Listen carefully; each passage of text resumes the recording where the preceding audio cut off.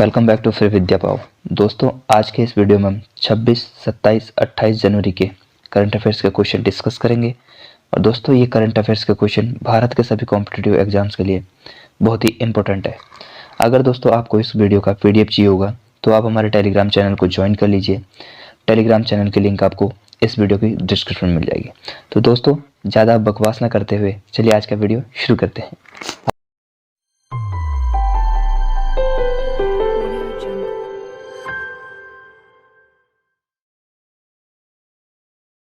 आज का सबसे पहला क्वेश्चन है हमारा, निम्न में से किस मंत्रालय ने हाल ही में इलेक्ट्रॉनिक क्षेत्र के लिए 5 साल का रोड मैप जारी किया है? जनजातीय मंत्रालय, शिक्षा मंत्रालय, रेल मंत्रालय, इलेक्ट्रॉनिक्स और सूचना प्रौद्योगिकी मंत्रालय। तो इसका ऑप्शन डी सही हो जाएगा आपका, इलेक्ट्रॉनिक्स और सूचना प्रौद्योगिकी मंत्रालय। इलेक्ट्रॉनिक्स और सूचना प्रौद्योगिकी मंत्रालय ने हाल ही में इलेक्ट्रॉनिक्स क्षेत्र के लिए 5 साल का रोड मैप जारी किया है, जिसके मुताबिक वर्ष 2026 तक भारत $300 बिलियन के इलेक्ट्रॉनिक उपकरणों का निर्माण एवं निर्यात करेगा। अगला क्वेश्चन है हमारा, 27 जनवरी को पूरे विश्व भर में कौन सा दिवस मनाया जाता है? अंतर्राष्ट्रीय प्रलय स्मरण दिवस, अंतर्राष्ट्रीय विज्ञान दिवस, अंतर्राष्ट्रीय शिक्षा दिवस, अंतर्राष्ट्रीय महिला दिवस। तो दोस्तों, इसका सही आंसर हो जाएगा आपका ऑप्शन ए, अंतर्राष्ट्रीय प्रलय स्मरण दिवस। 27 जनवरी को पूरे विश्व भर में अंतर्राष्ट्रीय प्रलय स्मरण दिवस मनाया जाता है। यह दिवस 27 जनवरी 1945 में सोवियत सैनिकों द्वारा ऑस्टविट्ज़ बिर्केनाउ के नाजी एकाग्रता और निर्वासन शिविर में मुक्ति की वर्षगांठ का प्रतीक है। अगला क्वेश्चन हमारा, इनमें से किस देश ने हाल ही में तेल रिसाव के कारण पर्यावरण आपातकाल की घोषणा की है? Lima, Peru, Mexico, Chile. तो इसका सही आंसर हो जाएगा आपका ऑप्शन बी, पेरू। पेरू देश ने हाल ही में तेल रिसाव के कारण 90 दिनों तक पर्यावरण आपातकाल की घोषणा की है। प्रशांत महासागर के करीब 6000 बैरल तेल गिराया गया है। स्पेन की एनर्जी फर्म रेप्सोल का एक टैंकर पेरू वेंटिनाला रिफाइनरी में तेल ले जा रहा था। इस टैंकर का नाम मारे डोरिकम था। अगला क्वेश्चन हमारा, निम्न में से किस टेलीकॉम कंपनी ने 6G तकनीक में अनुसंधान और मानकीकरण में तेजी लाने के लिए फिनलैंड की ओलू यूनिवर्सिटी के साथ करार किया है? एयरटेल, वोडाफोन, आइडिया या रिलायंस जियो। तो इसका सही आंसर हो जाएगा आपका ऑप्शन डी, रिलायंस जियो। रिलायंस जियो ने हाल ही में 6G तकनीक में अनुसंधान और मानकीकरण में तेजी लाने के लिए फिनलैंड की ओलू यूनिवर्सिटी के साथ करार किया है। ये दोनों और अंतरिक्ष संचार, होलोग्राफिक बीमफॉर्मिंग या साइबर सुरक्षा, माइक्रो इलेक्ट्रॉनिक्स और फोटोनिक्स में 3D कनेक्टेड इंटेलिजेंस के अनुसंधान और विकास में सहयोग करेंगे। नेक्स्ट क्वेश्चन हमारा, केंद्र सरकार ने किस वर्ष की अवधि के लिए विनोदानंद झा को prevention of money laundering act educating authority का अध्यक्ष नियुक्त किया है? 2 वर्ष, 3 वर्ष, 4 वर्ष, 5 वर्ष। इसका सही आंसर हो जाएगा आपका ऑप्शन डी, 5 वर्ष।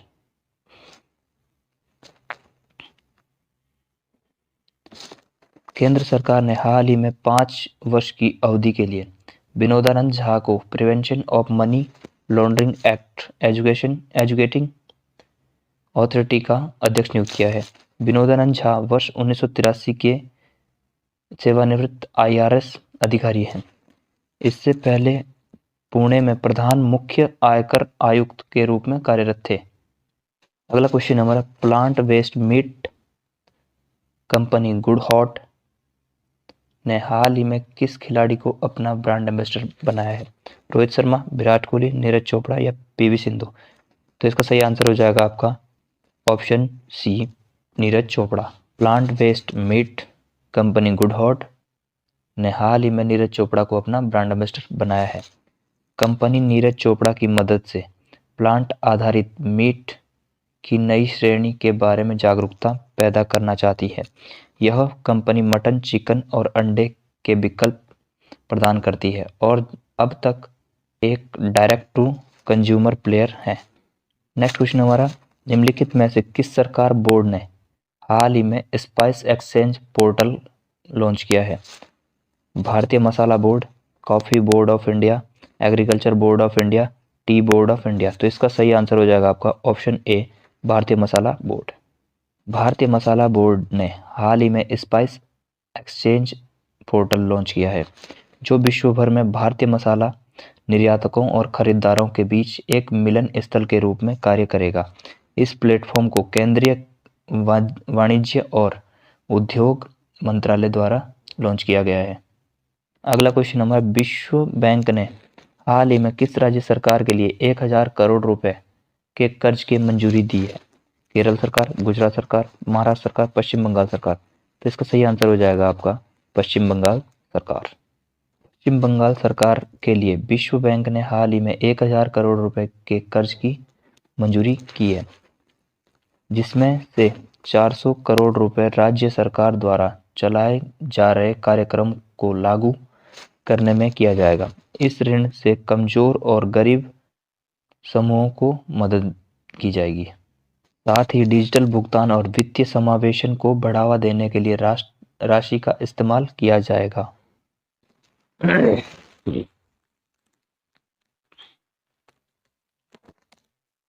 अगला क्वेश्चन हमारा, असम सरकार ने हाल ही में किस प्रसिद्ध व्यक्ति को असम वैभव पुरस्कार से सम्मानित किया है? अजीत प्रेमजी, रतन टाटा, मुकेश अंबानी, गौतम अडानी। तो इसका सही आंसर हो जाएगा आपका रतन टाटा। असम सरकार ने हाल ही में देश के प्रतिष्ठित उद्योगपतियों में से एक श्री रतन टाटा को गुवाहाटी में आयोजित एक कार्यक्रम के दौरान असम वैभव पुरस्कार से सम्मानित किया है, जबकि असम वैभव पुरस्कार प्रोफेसर दीपक चंद जैन, लवलीना बोरगोहेन, प्रोफेसर कमलेंदु देव क्रौरी, डॉक्टर लक्ष्मण एस और नील पवन बरुआ को दिया गया है। अगला क्वेश्चन हमारा, निम्नलिखित में से कौन the trilogy of the battle between humans and demons श्रृंखला की दूसरी पुस्तक द एंजल ऑफ कैलाश पुस्तक के लेखक कौन है?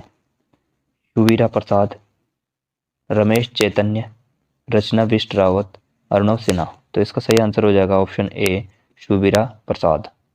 शिक्षाविद, लेखिका और ज्योतिषी शुवीरावीर Prasad the trilogy of the battle between humans and demons श्रृंखला की दूसरी पुस्तक लेकर आई है। इसका नाम द एंजल्स ऑफ कैलाश है। पुस्तक वहीं से शुरू होती है जहां पिछली पुस्तक का अंत हुआ था। उनकी पहली पुस्तक का शीर्षक द डेमंस ऑफ जैत्रिया था।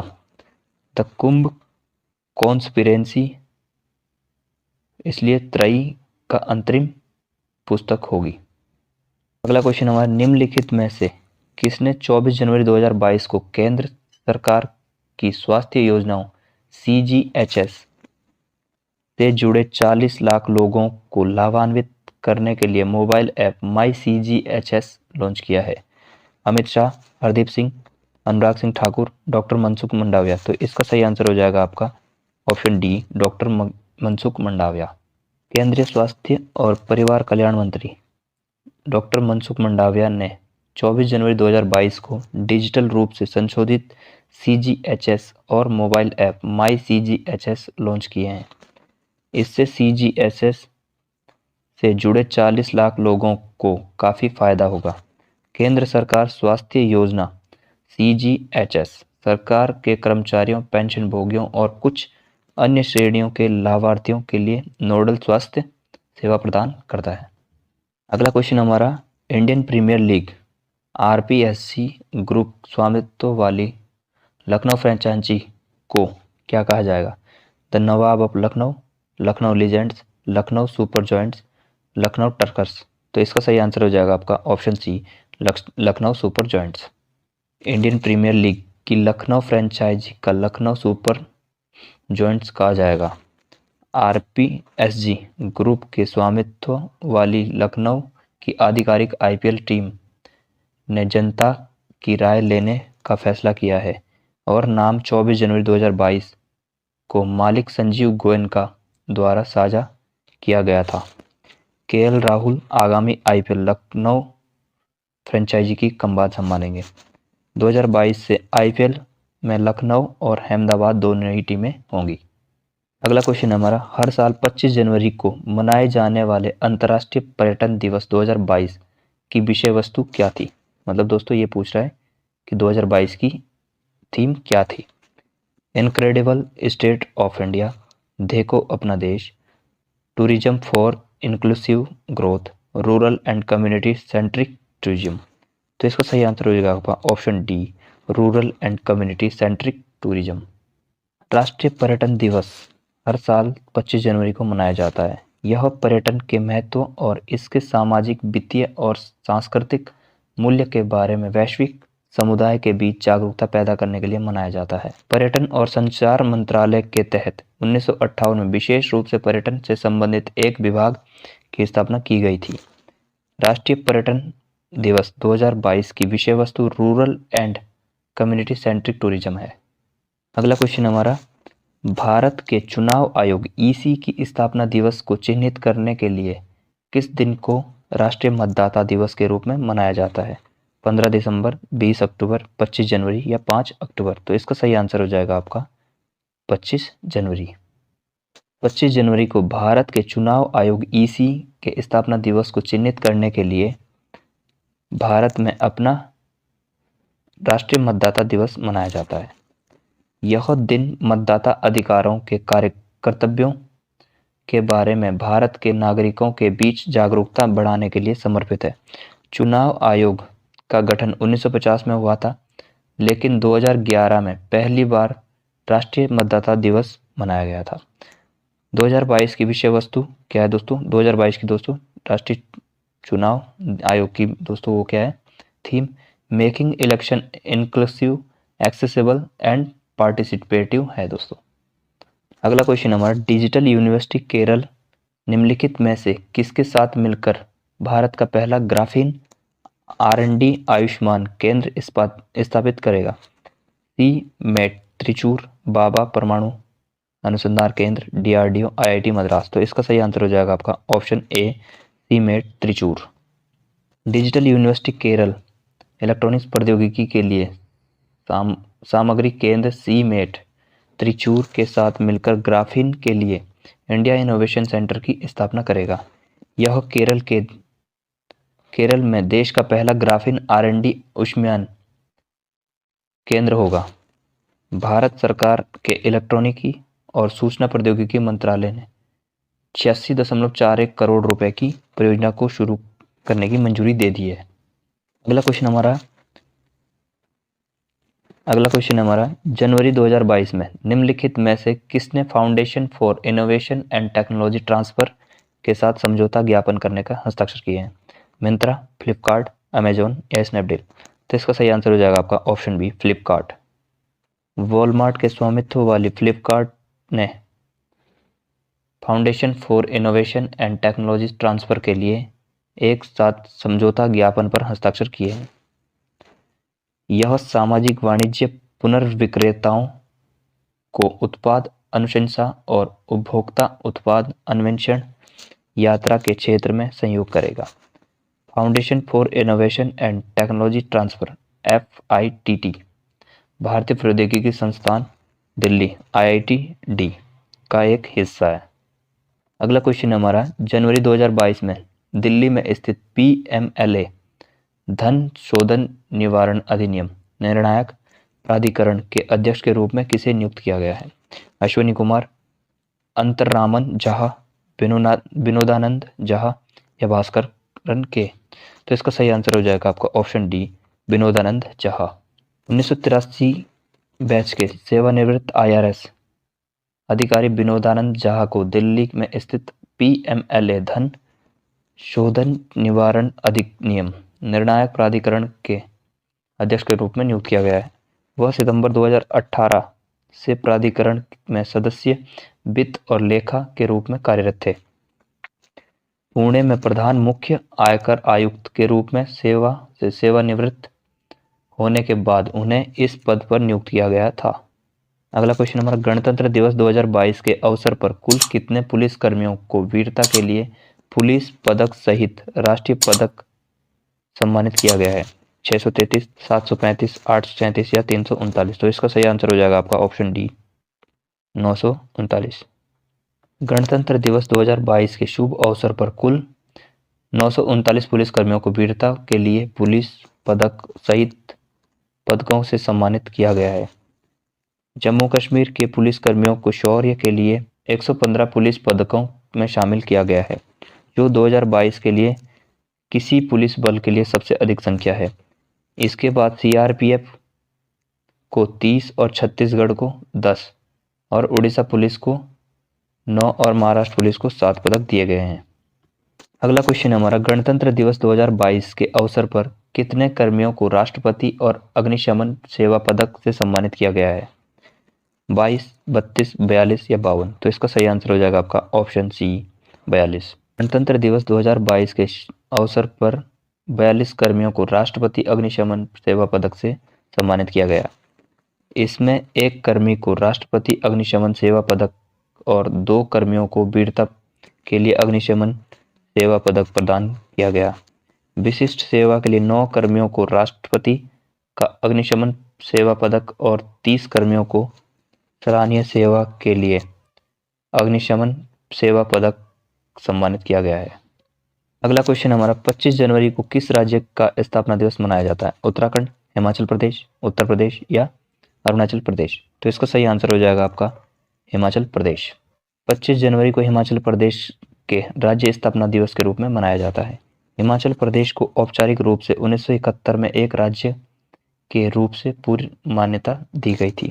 हिमाचल प्रदेश राज्य अधिनियम 18 दिसंबर 1970 को संसद द्वारा पारित किया गया था।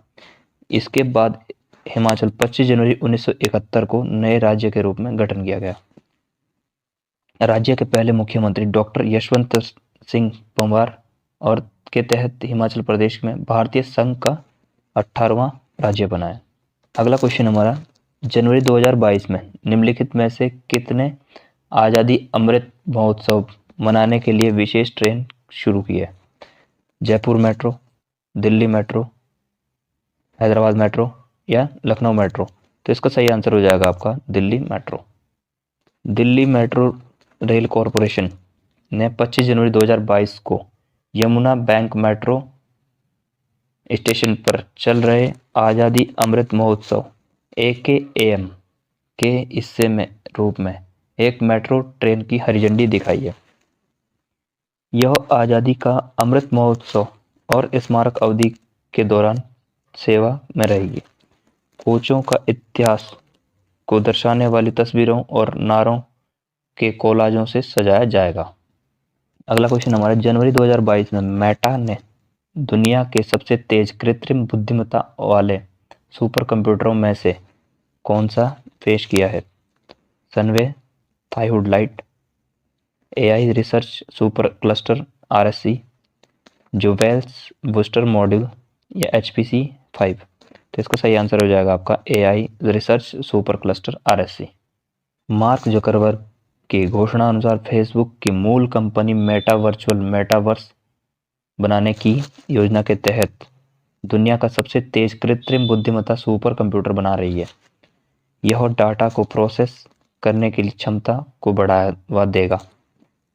जकरबर्ग के मेटा बिजनेस द्वारा AI research super cluster RSC कहा जाने वाला AI सुपर कंप्यूटर पहले ही से ही दुनिया का सबसे तेज कंप्यूटर है, 5वां। अगला क्वेश्चन हमारा, जनवरी 2022 में इलेक्ट्रॉनिक्स और सूचना प्रौद्योगिकी मंत्रालय ने इलेक्ट्रॉनिक्स क्षेत्र के लिए कितने साल तक के रोड मैप का विजन दस्तावेज जारी किया है? 3, 4, 5, 6। तो इसका सही आंसर हो जाएगा आपका ऑप्शन सी, 5। इलेक्ट्रॉनिक और सूचना प्रौद्योगिकी मंत्रालय ने इलेक्ट्रॉनिक क्षेत्र के लिए 5 साल का रोड मैप और विजन दस्तावेज जारी किया है। इसका शीर्षक $300 billion sustainable electronics manufacturing and exporters by 2026 है। India Cellular and Electronics Association ICEA के संयोग से जारी किया गया रोडमैप 2 भागों में विजन दस्तावेज का दूसरा खंड है। भ्रष्टाचार अवधारणा सूचकांक 2021 में 180 देशों की सूची में भारत कौन से स्थान पर रहा है? 65वें स्थान पर, 75वें स्थान पर, 85वें स्थान पर, 95वें स्थान पर। तो दोस्तों इसका सही आंसर हो जाएगा आपका ऑप्शन सी, 85वें स्थान पर। ट्रांसपेरेंसी इंटरनेशनल की तरफ से जारी एक रिपोर्ट भ्रष्टाचार अवधारणा सूचकांक 2021 में 180 देशों की सूची में भारत 85वें स्थान पर रहा है, जबकि 2020 में भारत 86वें स्थान पर था। इस लिहाज से भारत में यह सुधार और बेहतर है। इस सूचकांक में 88 के स्कोर के साथ डेनमार्क पहले स्थान पर है। अगला क्वेश्चन है हमारा, रामगढ़ विषधारी वन्यजीव अभयारण्य को हाल ही में किस राज्य के चौथे बाघ अभयारण्य के रूप में अधिसूचित करने की घोषणा की गई है? केरल, महाराष्ट्र, गुजरात, राजस्थान। तो इसका सही आंसर हो जाएगा आपका ऑप्शन डी, राजस्थान। रामगढ़ विषधारी वन्यजीव अभयारण्य को हाल ही में राजस्थान के चौथे बाघ अभयारण्य के रूप में अधिसूचित करने की घोषणा की है। यह रामगढ़ विषधारी अभयारण्य 1071 वर्ग किलोमीटर में फैला हुआ है। इस अभयारण्य को वर्ष 1982 में स्थापित किया गया था। अभयारण्य के मुख्य क्षेत्रों में 8 गांव हैं। अगला क्वेश्चन हमारा, ब्रांड फाइनेंस 2022 ग्लोबल 500 रिपोर्ट के अनुसार किस ब्रांड ने 2022 में सबसे मूल्यवान ब्रांड के रूप में अपनी स्थिति बरकरार रखी है? Reliance, Apple, Samsung, Google. तो इसका सही आंसर हो जाएगा आपका ऑप्शन बी, एप्पल। हाल ही में ब्रांड फाइनेंस 2022 ग्लोबल 500 रिपोर्ट के अनुसार एप्पल ब्रांड ने 2022 में सबसे अधिक मूल्यवान ब्रांड के रूप में अपनी स्थिति बरकरार रखी है। यह फाइनेंस ग्लोबल 500 रैंकिंग इतिहास में दर्ज की गई अब तक की सबसे अधिक ब्रांड वैल्यू है। इस लिस्ट में अमेजोन दूसरे स्थान पर और गूगल तीसरे स्थान पर है दोस्तों। नेक्स्ट क्वेश्चन हमारा, रूस, चीन, ईरान की सेना ने हाल ही में किस खाड़ी में संयुक्त नौसैनिक अभ्यास चीरू 2Q22 आयोजित किया है?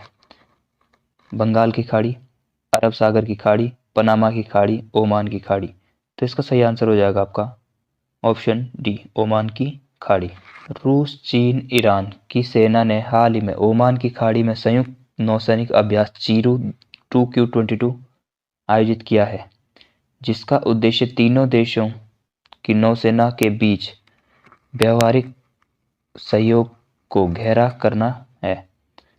इस नौसैनिक अभ्यास में 140 युद्धपोत और लगभग 10,000 सैन्य कर्मियों के साथ 60 से अधिक विमान भाग लेंगे। नेक्स्ट क्वेश्चन है हमारा, राष्ट्रपति रामनाथ कोविंद ने हाल ही में किस ओलंपिक गोल्ड मेडलिस्ट को परम विशिष्ट सेवा पदक से सम्मानित किया है?